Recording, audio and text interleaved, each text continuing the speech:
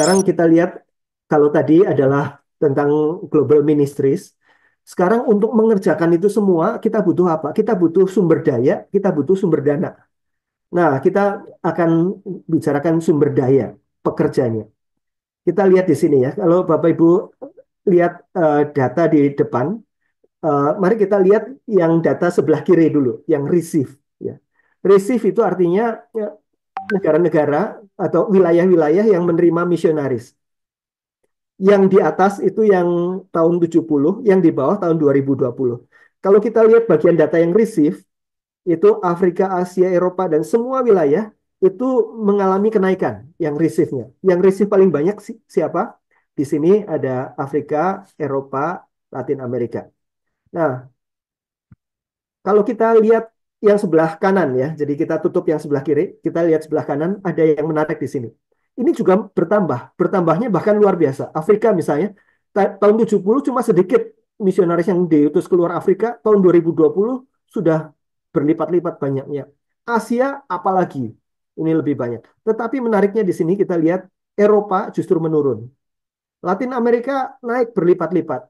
Amerika Utara juga naik, eh, mungkin sekitar 2 kali lebih. Jadi ada perkembangan-perkembangan yang luar biasa bagi yang menerima maupun yang mengutus selain Eropa. Penurunan yang sangat besar di sana, tetapi masih cukup banyak juga misionaris yang dikirim dari Eropa. Yang paling banyak sekarang masih tetap North America, kemudian eh, kalau ini yang tahun 2020 ya, jadi yang di bawah North America, ranking kedua adalah Asia. Nah, jadi eh, misi sekarang disebut sebagai polycentric. Jadi ini istilah yang mungkin akan makin sering kita dengar ke depannya, polycentric mission. Itu artinya mission from everywhere to everywhere. Jadi bukan hanya yang dulu secara tradisional sebagai negara penerima-penerima terus begitu ya, tetapi sekarang kita menjadi negara pengutus.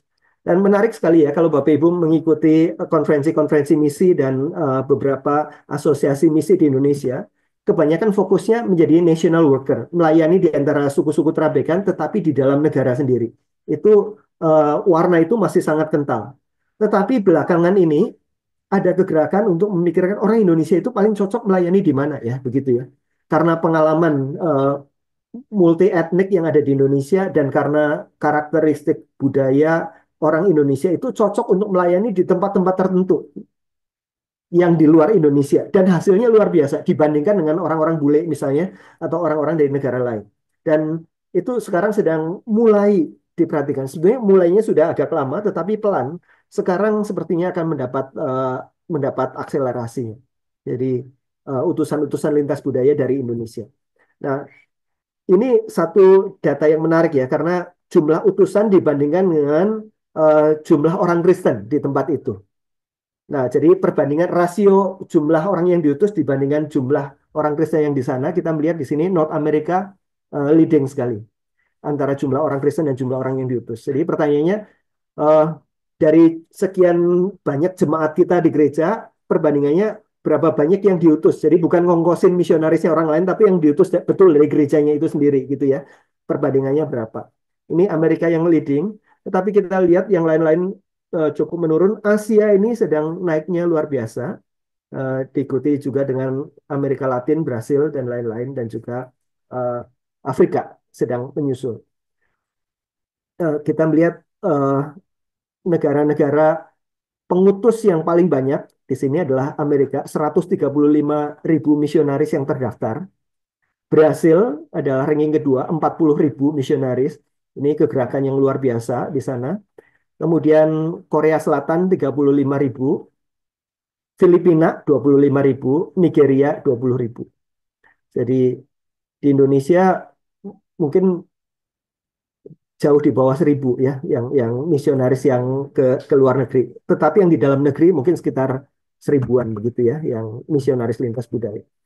Nah, eh, ini adalah missionary send dan national workers. Jadi national workers atau orang yang melayani secara lintas budaya di Indonesia namanya ULB, utusan lintas budaya yang ada di dalam negeri sendiri itu menjadi satu strategi yang penting ya.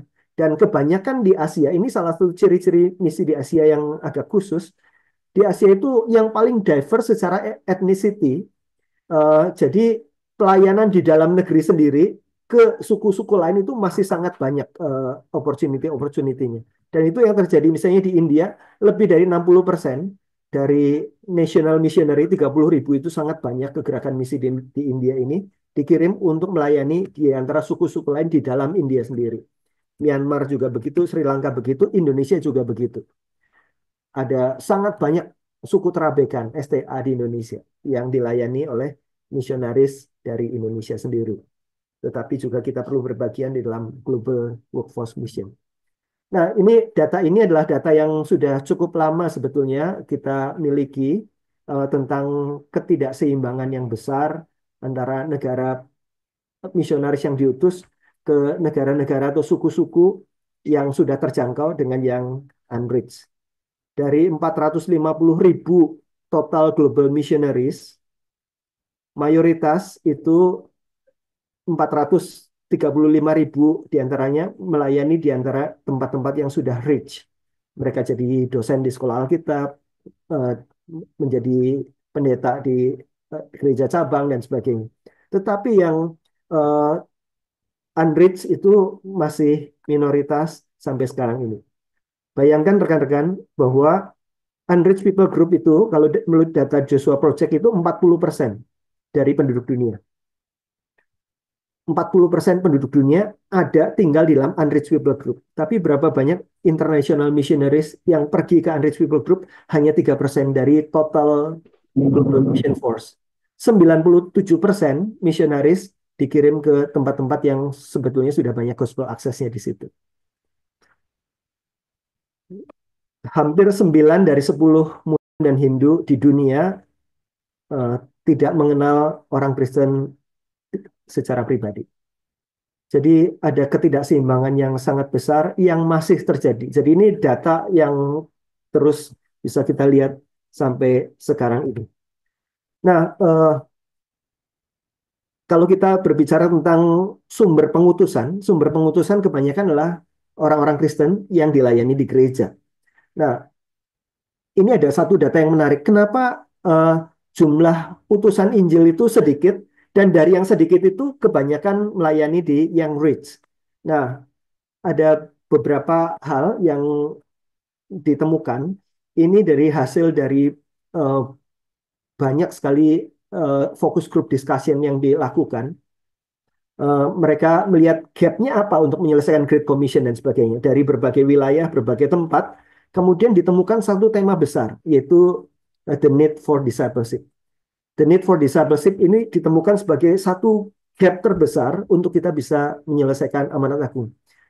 Bagaimana mungkin orang mau menjadi utusan kalau dia nggak pernah dimuridkan dengan baik begitu. Jadi, dan realitasnya kenapa sedikit utusan? Karena sedikit sekali orang yang dimuridkan dengan baik. Kebanyakan adalah habitual churchgoers. Uh, uh, ini adalah kalau ini satu survei yang ditanyakan, uh, rata-rata orang Kristen di tempat saudara begitu ya ditanyakan, meyakini bahwa memberitakan Injil adalah esensial atau opsional. Nah, ini adalah jawaban-jawabannya. Jadi tidak semua melihat bahwa ini sebagai sesuatu yang esensial, berbeda-beda di sini. Dan ini adalah uh, di dalam konteks saudara, ini pertanyaannya, ketika seseorang menjadi orang percaya baru, menjadi bayi rohani dalam Kristus, apakah kamu merasa bahwa mereka sudah cukup dimuridkan untuk sampai mereka menangkap mandat amanat agung begitu ya? Dan pertanyaan ini dijawab oleh para global leaders, 1.500 orang dari berbagai tempat itu. Dia melihat bahwa yang merasa, oh ya sudah cukup, itu yang warnanya biru ini. Kita lihat yang paling banyak adalah limited discipleship. Kurang sekali, nggak sampai di sana. Bahkan beberapa mengatakan no discipleship. Nah, Bapak Ibu Saudara sekalian, adanya pemuritan yang dilakukan pun seringkali juga pemuritan yang hanya berfokus kepada pertumbuhan tetapi tidak terkonek pada misi. Ya, roda depan, roda belakang. Untuk sepeda butuh roda belakang untuk bisa berjalan maju, tapi perlu ada roda depan untuk diarahkan. Nah, banyak program-program pemuritan lebih banyak untuk maintenance orang-orang Kristen supaya jadi lebih Kristen begitu ya. tetapi tidak diarahkan untuk kepada tujuan-tujuan amanat agung. Beberapa mobilisasi misi juga frustrasi karena hanya fokus pada mobilisasi misi, sementara orang yang dimobilisasi belum pernah dimuridkan. Jadi eh, dua aspek ini akan sangat mempengaruhi jumlah dan arah eh, eh, percepatan dari munculnya pekerja-pekerja bagi misi lintas budaya. Saudara-saudara, ini eh, data yang menarik. Ini bukan dari Great Commission Report, tetapi ini adalah data penelitian Barna bersama dengan World Vision untuk orang-orang usia 18 sampai 29 tahun. Ini yang adult. Dikatakan ada orang-orang yang terkategori sebagai prodigals. Ini orang-orang yang tidak lagi mengidentifikasikan dirinya Kristen. Jadi dulu Kristen waktu kecil, sekarang sudah enggak. Kemudian nomads. Nomads adalah orang yang tetap mengaku Kristen, tapi sudah tidak lagi datang ke gereja. Jadi cuma KTP-nya saja. Habitual churchgoers adalah orang yang masih datang ke gereja, tapi tidak punya pemahaman tentang kepercayaan inti kekristenan. Jadi ya cuma datang ke gereja secara rutin aja, tetapi juga nggak ngerti apa-apa tentang kekristenan. Dia ikut secara tradisi. Resilient disciples adalah pengikut Kristus yang sejati. Nah, ini prosentase dunianya ini. 22% orang meninggalkan kekristenan, sudah tidak mau dianggap sebagai orang Kristen lagi. 30% tetap mengaku diri Kristen tapi sudah tidak ke gereja, 38% habitual churchgoer, 10% saja resilient disciples. Jadi ini data yang memprihatinkan sebetulnya, dan ketika data ini tidak berubah, maka kita tidak bisa berharap ada banyak perubahan dalam mobilisasi misi. Nah, menarik sekali Bapak Ibu Saudara sekalian kalau data ini diperlihatkan data Indonesia. Indonesia yang mana ini Bapak Ibu Saudara sekalian? Indonesia itu yang ada di sini. Yang menarik dari data Indonesia adalah yang warna merah itu adalah prodigals. Prodigalsnya hanya 2%. Artinya eh, sangat sedikit orang Kristen yang dibesarkan jadi orang Kristen, besarnya menjadi tidak Kristen lagi di Indonesia. 2% itu paling kecil di antara semua negara yang diteliti di sini. Paling kecil jumlah prodigalsnya. Tetapi kalau kita naik ke atas, yang warnanya oranye ini kuning, itu 64% ini apa? Ini habitual churchgoers. Orang-orang datang ke gereja, tetapi tidak paham tentang eh, kekristenan mereka. Jadi lebih banyak karena tradisi. Dan ini yang paling besar di dunia, Bapak Ibu Saudara sekalian. Tidak ada yang 60% begitu ya. Yang 50% pun eh, habitual churchgoer nggak ada. Yang paling besar 40 sekian persen. Oh, ada ini 54%, 53%. Jadi di Indonesia 64% itu paling besar di dunia.